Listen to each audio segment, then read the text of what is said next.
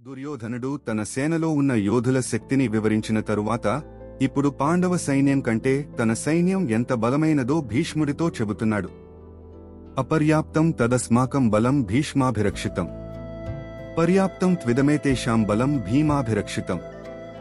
భీష్మాచార్యుని రక్షణలో ఉన్న మా సైన్యం తక్కువదిగానే అనిపిస్తోంది, కానీ భీముడు రక్షణగా ఉన్న పాండవుల సేన బలమైనదిగా కనిపిస్తోంది. దుర్యోధనుడు తన సేనకు భీష్ముడి నేతృత్వం ఉన్నప్పటికీ పాండవుల సేన భయంకరంగా అనిపిస్తున్నట్లు చెబుతున్నాడు. ఇది ధర్మబలం కలిగిన వారే నిజమైన శక్తివంతులు అని సూచిస్తుంది. బలం శాశ్వతం కాదు, కానీ ధర్మబలం ఎప్పుడూ ఉండే శక్తి. ధర్మాన్ని అనుసరించే వారికి మాత్రమే అసలైన విజయం లభిస్తుంది.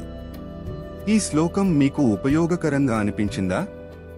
కామెంట్లో ఓం అని రాయండి మరియు భగవద్గీత జ్ఞానం పొందేందుకు సబ్స్క్రైబ్ చేయండి.